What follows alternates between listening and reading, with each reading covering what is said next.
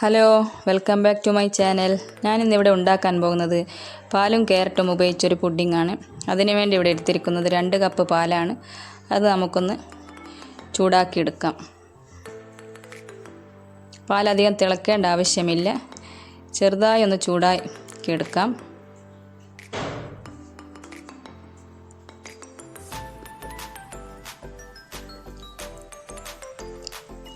പാല് ചെറുതായി ചൂടായി വന്നിട്ടുണ്ട്.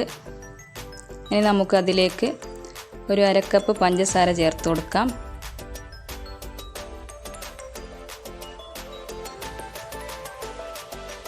അതേപോലെ ഒരു 1/2 കപ്പ് മിൽക്ക് മേഡും കൂടി ചേർക്കാം.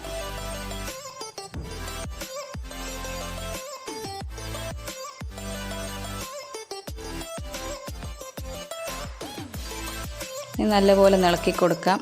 പഞ്ചസാരയൊക്കെ ഒന്ന് നല്ലോണം മിക്സായി വരുന്നത് വരെ.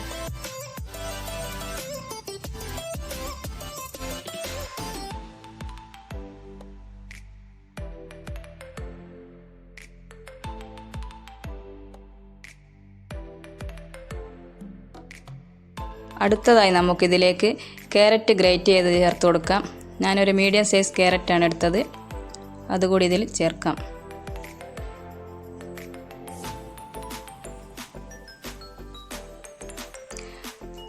വേറെ കളറൊന്നും ചേർക്കേണ്ട ആവശ്യമില്ല, ഇതിൽ നിന്ന് തന്നെ കളർ വന്നോളും. 2 മിനിറ്റ് ഇളക്കി കൊടുക്കാം.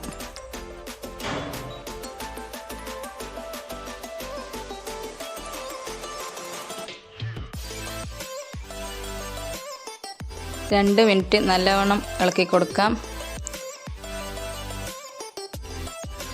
എല്ലാവർക്കും നല്ല ഇഷ്ടപ്പെടുന്നൊരു പുഡിങ്ങാണിത്. കുട്ടികൾക്കൊക്കെ വളരെ ഇഷ്ടപ്പെടും.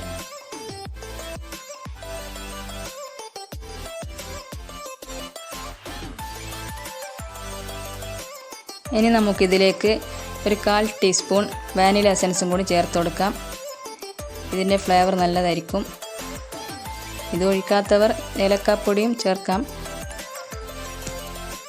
ഇനി നമുക്കിതൊന്ന് ലോ ഫ്ലെയിമിലിട്ട് മാറ്റി വെക്കാം.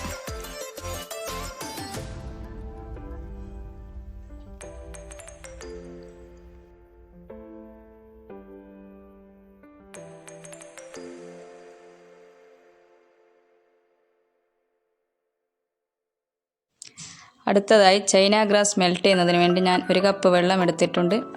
അതിലേക്ക് നമുക്ക് ഈ ചൈന ഗ്രാസ് ഒന്നിട്ട് കൊടുക്കാം.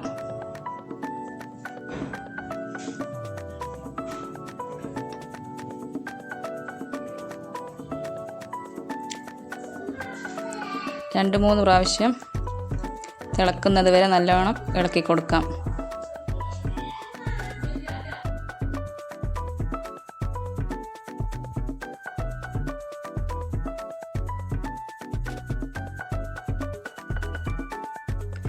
നമ്മുടെ ചൈന ഗ്രാസ് ഒന്ന് മെൽട്ടായി വന്നിട്ടുണ്ട്. ഇതൊന്ന് അരിച്ചിട്ട് നമുക്കതിലേക്ക് ഒഴിച്ചു കൊടുക്കാം. ഞാൻ അരിച്ചെടുത്തിട്ടുണ്ട്, അത് നമ്മുടെ മിക്സിയിലേക്ക് ചേർക്കാം. നല്ലോണം ഇളക്കി കൊടുത്ത് നമുക്ക് ട്രേയിലേക്ക് ഒഴിക്കാം.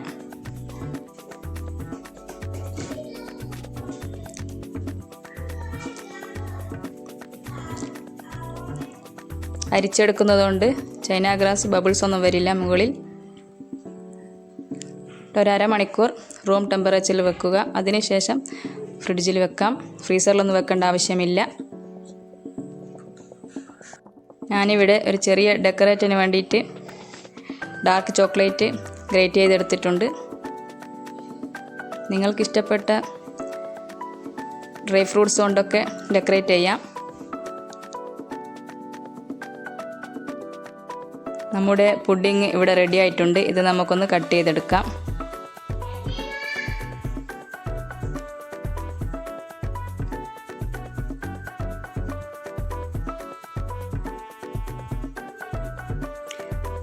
എല്ലാവർക്കും ഇഷ്ടപ്പെടുമെന്ന് വിചാരിക്കുന്നു.